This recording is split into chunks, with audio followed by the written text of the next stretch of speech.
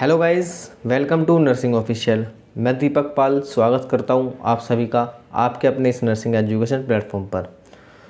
तो दोस्तों, जो आगामी परीक्षा है यूपी एएनएम की, उसके लिए अति महत्वपूर्ण प्रश्नों की श्रृंखला हम इस सेशन में लेकर आए। और अगर अभी तक आपने इस चैनल को सब्सक्राइब नहीं किया है तो चैनल को सब्सक्राइब कर लें और ग्रुप में इस वीडियो को शेयर कर दें। तो अब स्टार्ट करते हैं अपने आज के सेशन को। पहला क्वेश्चन देखेंगे, भारत में सबसे ज़्यादा मलेरिया के मरीज किसके कारण होते हैं? Option A plasmodium falciparum, B plasmodium malariae, C plasmodium vivax and fourth plasmodium ovale. तो हमें यह बताना है कि इसमें जो मलेरिया होता है वो किस कारण से भारत में ज़्यादा होता है। तो इसका ऑप्शन जो करेक्ट है इसका है option number C, plasmodium vivax. इसमें हमारा सही आंसर होगा प्लाज्मोडियम वाइवैक्स। नेक्स्ट क्वेश्चन पे चलते हैं। नेक्स्ट क्वेश्चन देखेंगे, पोलियो प्रमुख रूप से किसके द्वारा फैलता है? ऑप्शन है हमारे A faeco oral route, B sexual route, C droplet infection and fourth one है डायरेक्ट कॉन्टैक्ट। तो जो पोलियो फैलने का जो मुख्य कारण होता है वो होता है फीको ओरल रूट, जिसमें हमारा option number A correct answer होगा, फीको ओरल रूट। नेक्स्ट में बात करेंगे थर्ड क्वेश्चन की। स्मॉल पॉक्स स्मॉल पॉक्स क्या है? एक बैक्टीरियल बीमारी है या वायरल बीमारी है, फंगल बीमारी है या प्रोटोजोअल बीमारी है? तो जो ये स्मॉल पॉक्स होता है ये एक ऐसी बीमारी होती है, ये एक वायरल बीमारी होती है। तो इसलिए हमारे इसमें option number B correct answer हो जाएगा। स्मॉल पॉक्स एक वायरल बीमारी है। नेक्स्ट में बात करेंगे क्वेश्चन नंबर 4 की तरफ चलेंगे। डिप्थीरिया प्रमुख रूप से किस आयु समूह की बीमारी है? जो डिप्थीरिया है ये मुख्यतः किस समूह की आयु समूह की बीमारी है? ऑप्शन देखेंगे इसमें हम, चाइल्डहुड, अडल्टहुड, ओल्ड एज या ओल। तो जो ये डिप्थीरिया होता है ये ज़्यादातर इसमें देखने को मिलता है, ये बच्चों में देखने को मिलता है। तो इसका सही ऑप्शन होगा option number A childhood. Next में बात करेंगे क्वेश्चन नंबर 5 पे। टिटेनस को नियंत्रित नहीं किया जा सकता। ऑप्शन देखेंगे, मरीज को अलग रखकर, शरीर से निकलने वाले पदार्थ को विसंक्रमण कर, डीपीटी वैक्सीन द्वारा या फोर्थ बीसीजी वैक्सीन द्वारा। तो हमसे पूछा गया है कि इसमें से जो टिटेनस को कंट्रोल करने वाला कौन सा ऐसा उपचार नहीं है। तो हम देखेंगे आइसोलेट भी करते हैं उसको, शरीर से निकलने वाले पदार्थ का विसंक्रमण भी कर देते हैं, डीपीटी वैक्सीन का भी यूज़ करते हैं। लेकिन जो फोर्थ ऑप्शन है ऑप्शन नंबर डी, ये इसमें हमारा करेक्ट आंसर होगा। बीसीजी वैक्सीन का इसमें प्रयोग नहीं करते हैं। नेक्स्ट वन देखेंगे क्वेश्चन नंबर 6 पे। निम्नलिखित में से कौन सा टीबी का क्लिनिकल लक्षण नहीं है? तो हमसे पूछा गया है कि जो टीबी होती है उसका क्लिनिकल लक्षण कौन सा इनमें से नहीं है? ए छाती में दर्द, बी पेट में दर्द, ऑप्शन नंबर सी है खांसी एंड फोर्थ वन इज बलगम के साथ खून आना। तो इसका सही आंसर है ऑप्शन नंबर बी, पेट में दर्द होना ये किसी प्रकार से टीबी का लक्षण नहीं है। नेक्स्ट में बात करेंगे क्वेश्चन नंबर 7। कोलेरा किस माध्यम से फैलता है? मल से दूषित पानी के द्वारा, दूषित भोजन के द्वारा या संक्रमित हाथ के द्वारा या ऑप्शन डी उपयुक्त सभी। तो इसमें हमारा सही आंसर होगा ऑप्शन डी उपयुक्त सभी। तो ये जो तीनों है, मल से, दूषित पानी के द्वारा, दूषित भोजन से, ये जो संक्रमित हाथ के द्वारा, तो ये सारी एक ही तरह की बातें, या कहें तो ये सारी दूषित से ही रिलेटेड है। तो उपयुक्त सभी इसमें सही आंसर होगा हमारा option number D.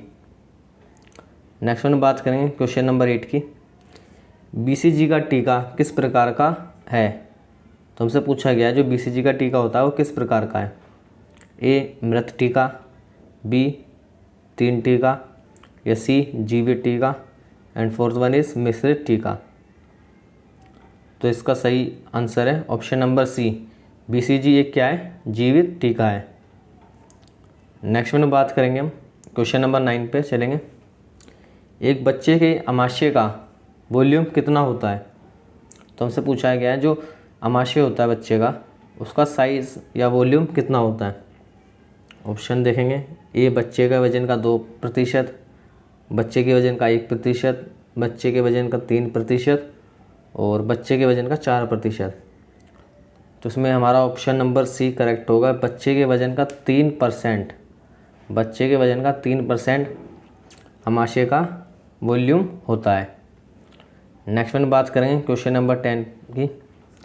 Pulse polio टीकाकरण का प्रथम चरण कब से शुरू हुआ था। तो ऑप्शन हमारे को दे रखे हैं दिसंबर 1994, दिसंबर 1995, जनवरी 1994 एंड नवंबर 1996। तो इसमें दिसंबर 1995, दिसंबर 1995 इसमें हमारा करेक्ट आंसर हो जाएगा ऑप्शन नंबर बी। तो दिसंबर याद रखेंगे और 1995 यानी 1995 से हमारा पल्स पोलियो का टीकाकरण का प्रथम चरण स्टार्ट हुआ था। नेक्स्ट में बात करेंगे क्वेश्चन नंबर 11। जन्म के समय नवजात शिशु का पोस्चर होता है। तो हमसे पूछा गया है जब जन्म होता है नवजात शिशु का तो उस समय उसका पोस्चर कैसा होता है। A flexed, B extended, C hyper extended और डी स्ट्रेट। तो फ्लैक्स का मतलब होता है जैसे मुड़ा हुआ किस चीज़ को। तो इसका ऑप्शन नंबर ए हमारा करेक्ट आंसर। इसमें नवजात शिशु का पोस्चर जब वो जन्म लेता है तो फ्लैक्स्ड होता है। ऑप्शन ए हमारा इसमें करेक्ट आंसर है। नेक्स्ट में बात करेंगे क्वेश्चन नंबर 12 की। नवजात शिशु में फिजियोलॉजिकल जॉइंटिस कब दिखाई देता है। नवजात शिशु में फिजिकल जॉइंट्स कब दिखाई देता है। तो ऑप्शन देखेंगे, जन्म के समय, दूसरे सप्ताह में, सी दूसरे दिन, या डी जन्म के पहले सप्ताह में।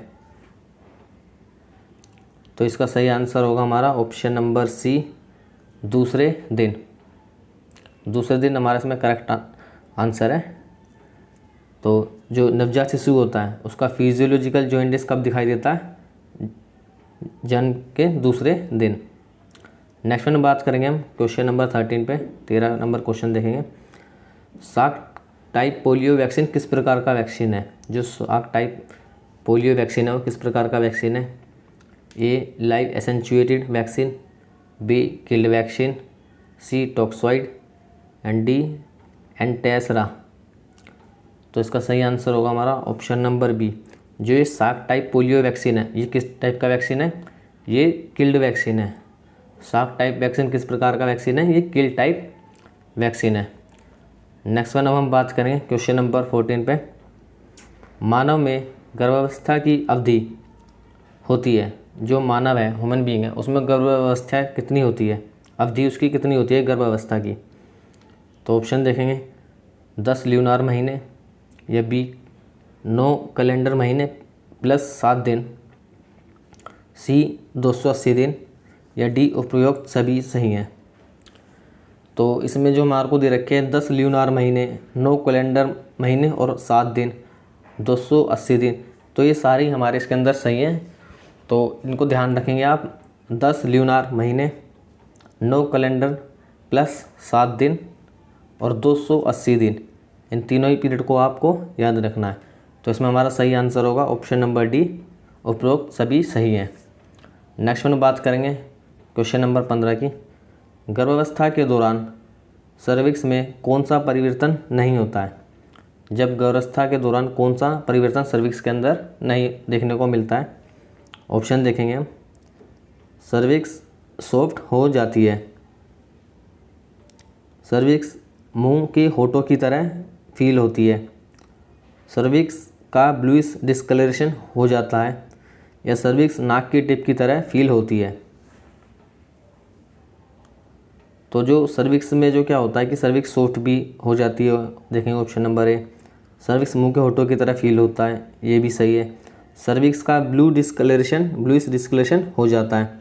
लेकिन जो ऑप्शन हमारा डी है इसमें, सर्विक्स नाक की टिप की तरह फील होती है, ये इसमें हमारा रॉन्ग आंसर है। तो इसका सही answer option number D, cervix नाक की टिप की तरह फील नहीं होता है, इसलिए इसका ऑप्शन नंबर डी हमारा करेक्ट आंसर होगा। नेक्स्ट क्वेश्चन चलेंगे, क्वेश्चन नंबर 16 की तरफ देखेंगे। 12 सप्ताह की प्रेगनेंसी में गर्भाशय का आकार हो जाता है। जो 12 सप्ताह की जो प्रेगनेंसी होती है उसके अंदर गर्भाशय का आकार कितना हो जाता है या किस प्रकार का हो जाता है? मुर्गी के अंडे के बराबर, क्रिकेट की गेंद के समान, भ्रूण के सिर के समान और डी फुटबॉल के बराबर। तो ये काफ़ी इजी क्वेश्चन है, इसमें हम सीधी बात करेंगे। इसमें जो साइज़ है गर्भाशय का 12 सप्ताह के अंदर भ्रूण के सिर के समान हो जाता है, तो इसमें हमारा ऑप्शन नंबर सी सही आंसर है। नेक्स्ट में बात करेंगे क्वेश्चन नंबर 17। मूत्र जिसमें HCG उपस्थित होता है महत्वपूर्ण लक्षण है। जो मूत्र में HCG उपस्थित होता है वो किस चीज़ का महत्वपूर्ण लक्षण है? ऑप्शन ए मेनिंजाइटिस का, बी एक्यूट रीनल फेलियर का, या सी गर्भावस्था का, या डी रीनल ट्यूमर का। तो इसका सही आंसर होगा ऑप्शन नंबर सी, ये गर्भावस्था का महत्वपूर्ण लक्षण है। मूत्र जिसमें HCG उपस्थित होता है, तो वहाँ से हम क्या पता चलता है कि एक लक्षण है ये गर्भावस्था का। नेक्स्ट में बात करेंगे क्वेश्चन नंबर 18 पे। निम्न में से कौन सा एक प्रेगनेंसी टेस्ट नहीं है? तो हमसे पूछा गया इनमें से कौन सा ऐसा टेस्ट नहीं है जो प्रेगनेंसी से रिलेटेड नहीं है। तो एलिसा टेस्ट, ये भी एक प्रेगनेंसी टेस्ट है। सी देखेंगे रेडियो इम्यूनो एसिड टेस्ट, तो ये भी है। फ्लोरो अमीनो एसिड, ये भी है। लेकिन जो ऑप्शन नंबर बी है बेनेडिक्ट टेस्ट, ये प्रेगनेंसी से किसी भी तरह संबंधित नहीं है, तो इसमें हमारा सही आंसर होगा option number B Benedict test. Next में बात करेंगे क्वेश्चन नंबर 19 की। तो गर्भावस्था के दौरान कैल्शियम की दैनिक आवश्यकता होती है।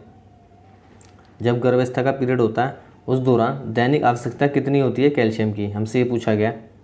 ऑप्शन ए 1000 mg, बी देखें 400 mg, या सी 100 mg और डी 500 mg। तो हमारा इसमें सही आंसर होगा ऑप्शन नंबर ए 1000 mg, यानी 1000 mg कैल्शियम की दैनिक आवश्यकता होती है एक लेडी को गर्भावस्था के दौरान। आपने देखा होगा जब कोई प्रेग्नेंट लेडी होती है उसको कैल्शियम की गोलियां भी दी जाती हैं, तो इसलिए दी जाती है कि वहाँ पर उसे की जो कैल्शियम की जो डिमांड है वहाँ पर फुलफ़िल हो सके। तो इसका सही आंसर है option number A 1000 mg। Next में बात करें एंड लास्ट क्वेश्चन है हमारे इस क्लास का 20। क्वेश्चन को देखेंगे। एक नर्स को यह जानकारी होनी चाहिए कि केवल मक्का खाना की ओर अग्रसर करता है, डैश की ओर अग्रसर करता है। तो एक नर्स को जानकारी ये होनी चाहिए कि जो केवल मक्का खाती है वो डैश किसकी ओर अग्रसर करता है, तो मतलब किस बीमारी को बुलावा देना होता है ये। Option A beri, B pellagra, and C scurvy and phrynoderma. तो इसमें हमारा सही आंसर होगा ऑप्शन नंबर बी प्लागरा। तो जो केवल मक्का खाते हैं वो किस चीज़ को बुलावा देना होता है, तो जो प्लागरा की बीमारी होती है उसको बुलावा देना ये होता है। तो इसमें सही आंसर होगा हमारा ऑप्शन नंबर बी प्लागरा। तो दोस्तों कैसी लग रही है आपको ये हमारी वीडियो और कैसा लग रहा है आपको कंटेंट? अगर आपको अच्छा लगे तो आप अपने साथियों तक ज़रूर शेयर करें जिससे कि हमें मोटिवेशन मिल सके, और चैनल को सब्सक्राइब कर लें। और आप कुछ फीडबैक देना चाहते हैं तो आप हमारे इस व्हाट्सअप नंबर पर या हमें कमेंट बॉक्स में कमेंट कर भी दे सकते हैं। और हमसे जुड़ने के लिए थैंक यू, धन्यवाद।